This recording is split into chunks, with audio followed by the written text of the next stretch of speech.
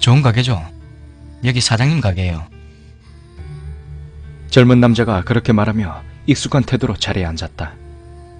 자리는 개인실처럼 되어 있어서 주위의 얘기가 들리지 않았다. 두 사람 다 커피를 주문했고 젊은 남자가 노트북을 꺼냈다. 그럼 형님, 지금부터 문진을 시작하겠습니다. 준비되셨습니까?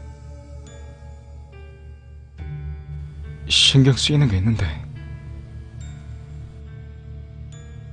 뭔가요, 그게? 그쪽 말이야.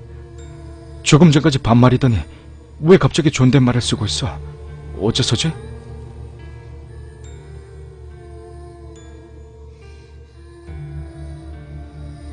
형님이 정식으로 제 클라이언트가 되셨기 때문입니다. 사실 사장님이 해주길 바랬지만 어쩔 수 없네요. 제가 실습으로 형님의 재령을 한다면 회사에서 인재 육성비로 예산이 나옵니다. 형님에게도 사례금으로 2만엔이 지불됩니다. 어찌 보면 금전적으로는 이게 최선의 방법이겠네요. 단지 제가 진짜 미숙하기 때문에 일절 몸에 보증해드릴 수 없습니다. 근데 전력을 다하도록 할게요. 어설프게 손대면 저도 죽게 되니까요. 그렇게 말하면서 존은 상냥한 미소를 지었다. 뭘 말하고 싶은지 대충 알겠어. 단지 난 영이라든가 그런 거 잘 몰라. 솔직히 이번 여자 일도 내 정신질환에 의한 환상이나 착각이라고 생각했어. 그러니까 갑자기 영이라든가 그런 얘기를 들어도 난 갈피를 못 잡겠어.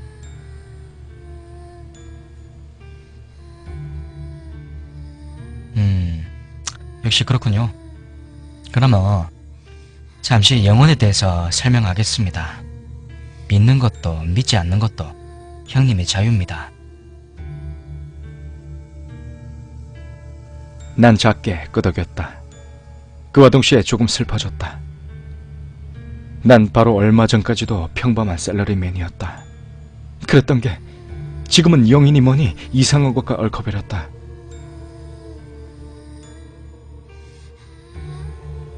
먼저 우리들이 클라이언트에게 영에 대해 설명할 때 PC를 예로 듭니다. PC?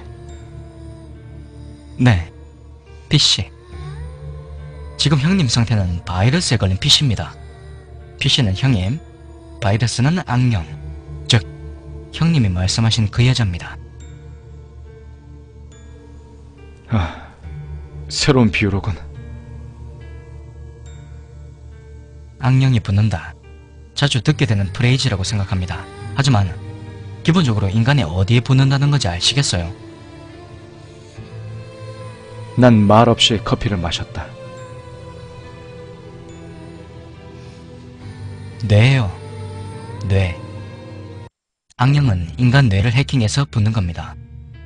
그리고 뇌 안에서 자신의 바이러스를 뿌리내리고 뇌를 지배하는 것으로 그 인간의 내면으로부터 환각이나 착각을 일으켜서 정신이나 육체를 파괴해가는 겁니다. 개인의 뇌 안에서 발생한 거니까 다른 사람들이 인식하는 것은 어렵습니다. 일반적인 영이라면 인간이 태어날 때부터 가지고 있는 방화벽, 즉 수호령을 돌파하는 게 불가능합니다. 근데 드물게 강력한 해킹 능력 가진 악령도 있습니다. 우리 영능력자는 바이러스, 악령과 같게 사람의 뇌 안으로 진입할 수 있습니다. 영능력, 그러니까 해킹 능력입니다. 우리들의 이런 악령, 바이러스에 걸린 인간의 뇌로 들어가서 구제, 그러니까 재량한다는 겁니다. 뭐가 뭔지 모르겠다. 혹시 난 관련되면 안 되는 세계에 발을 들인 건가? 불안한 마음으로 가득했다.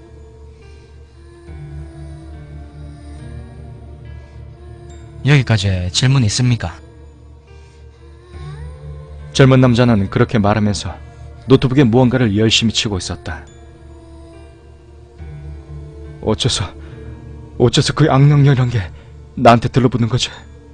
나와는 아무 관련이 없는 여자인데 말이야.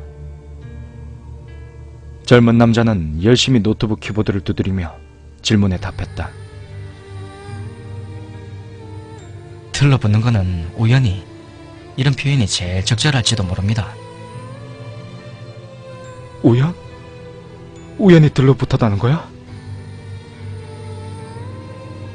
네. 우연히 침입하기 쉬운 사람을 만났다. 아마 그뿐일 겁니다. 진짜 목적은 아무라도 좋으니까 자신의 수중에 넣는 것이었다고 생각합니다. 앙양은 산 사람을 죽이고 수중에 넣는 것으로 세력을 확대시킵니다.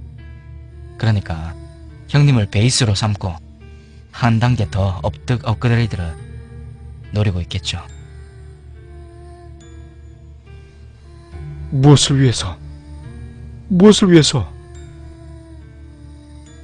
아마 외로움을 달래거나 원한을 달래기 위해, 혹은 둘 다라고 해도 되겠죠. 그런 짓을 해도 무의미할 뿐인데 말이죠. 오히려 엮을 거예요. 그녀가 원하는 것들은 영원히 이루어지지 않습니다. 꽤나 제멋대로운 테러리스트 같군. 하나, 근데 궁금한 게 있어. 너는 존이라고 부르세요. 존? 동료들은 그렇게 부릅니다. 본명이 말하기 힘든 이름이라서. 존이라.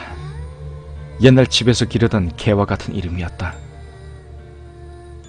그럼 존, 아까 넌 사장이 재령을 하라고 했을 때 머리 움켜쥐면서 오마이갓이라고 했지.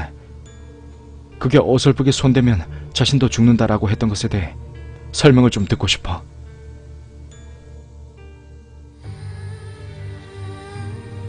아, 들으셨어요? 뭐라고 해야 되지?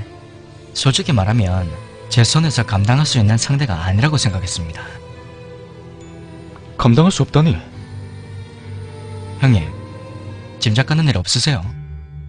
의사, 경찰관, 간호사, 이 세 명의 남자.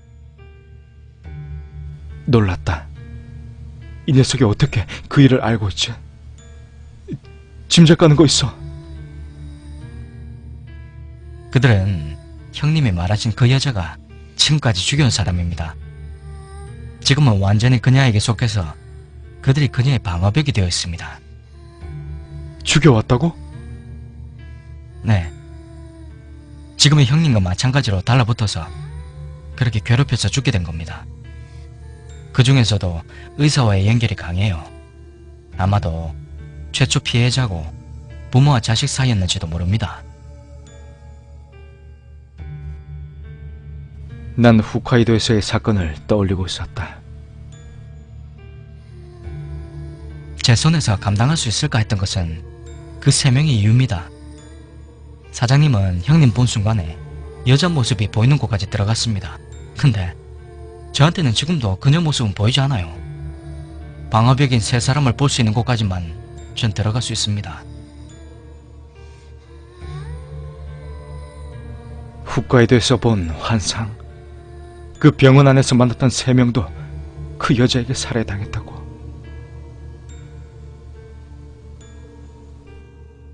그냥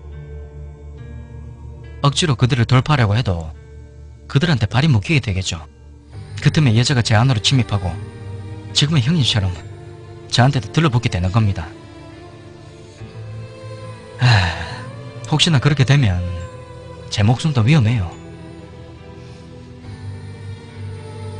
그럼 그때 의사가 했던 말의 의미는 나나코, 그 여자의 이름인가? 방법을 생각하겠습니다. 저도 이 장사에 목숨 걸었으니까요. 사회적으로 말살. 난 이제 무리야. 고통을 함께. 난 한 번에 불가사의한 정보들을 떠올렸기 때문인지 머리가 혼란스러워졌다. 형님, 왜 그러세요? 존의 말에 정신을 차렸다. 머리가 혼란스러웠다. 저기, 존, 만약 이대로 아무것도 하지 않고 방치하면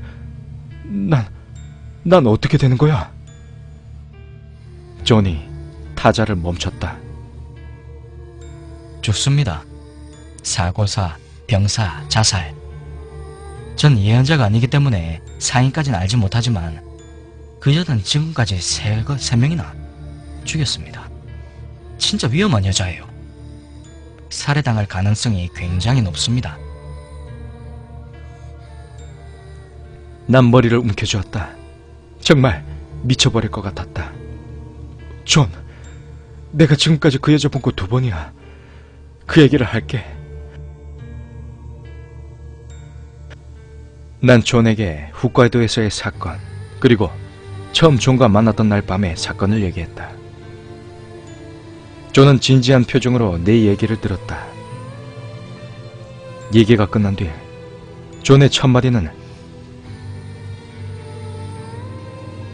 와, 예상했던 것 이상으로 복잡하네요. 이거였다. 그렇게 복잡해요? 복잡합니다. 형님, 그 병원에서 이것은 현실이 아니다, 이렇게 위화감 느끼지 못했어요. 위화감은 없었어. 아직까지도 그건 현실처럼 느껴진다고. 그 얘기를 들은 존은 더욱 심각하게 변했다. 그렇게까지 리얼한 병원을 형님 머릿속에 만들어냈다. 게다가 동시에 3명을 그 장소에 나타냈다. 이것은 여자, 왜 나나코라 했나요? 그 녀석이 형님 머릿속을 꽤 깊은 부분까지 침식하고 있다는 거, 그러고 그 3명을 완전히 장악하고 있다는 것입니다. 와, 대단하네요 이건. 난 할 말을 잃었다. 갑자기 바닥 없는 깊은 늪에 빠진 것 같았다. 형님, 솔직하게 제가 느낀 점 말씀드리겠습니다. 그래. 지금까지 살아계신 게 장합니다.